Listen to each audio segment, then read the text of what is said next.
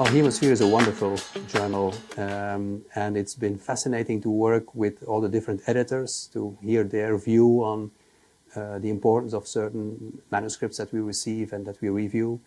Also to read the comments of the reviewers, how they look at it, and also then to deal with the authors and see all these new manuscripts, all these new results coming in. So I think it's very rewarding from the editor side that you see all these new manuscripts almost as the first ones, and before they're published, we see them when we get the chance to look at them and evaluate if we want to publish these in HemaSphere or not.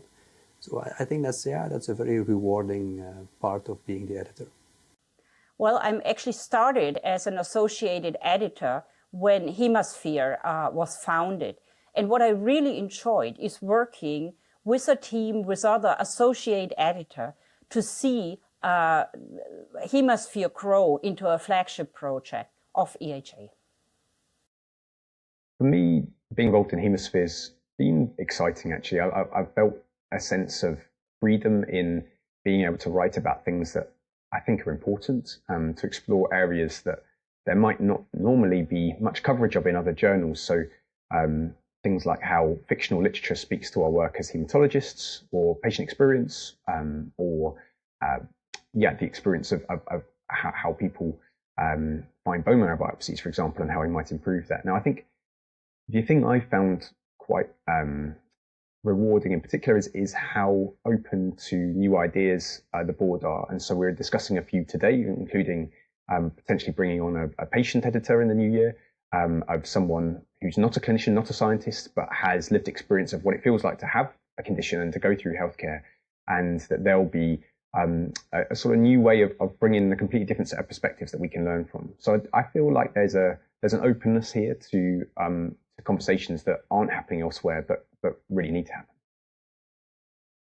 I guess the most rewarding aspect is being able to see such a wide variety of different papers and different research things coming through. It challenges you, and it makes you a better scientist to actually look at what other people are doing, and it forces you to think about what they're doing, but also think about what you're doing in your research as well. So I can highly recommend it as a way of making one a better researcher, as well as being able to contribute to getting the best research out in the public domain.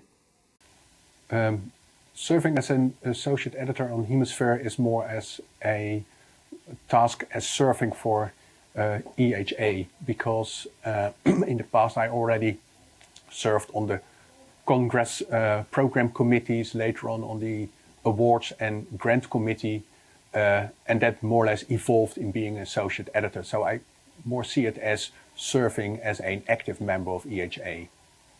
Yeah, I think one of the nice things about being involved in HemaSphere is you get to see the process up front, and you get to see how things are evaluated. And in particular, with it being a society-run journal, you get to understand that actually the job of HemaSphere is to promote European science and to make sure that that science is getting out to the biggest audience possible.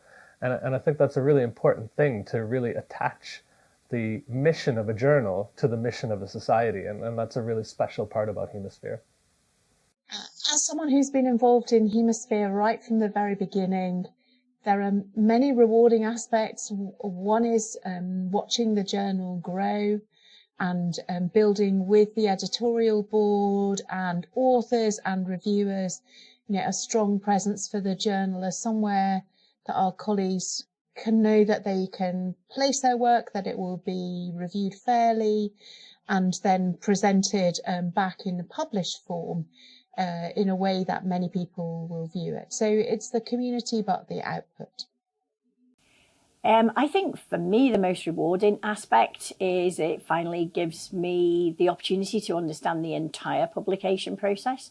Obviously, being an author and a reviewer for many years, but there's just always that little bit extra kind of mystique behind what goes on in journals, and to be part of something and to understand that properly is both interesting, informative, and probably helps you to be a better author and a better reviewer.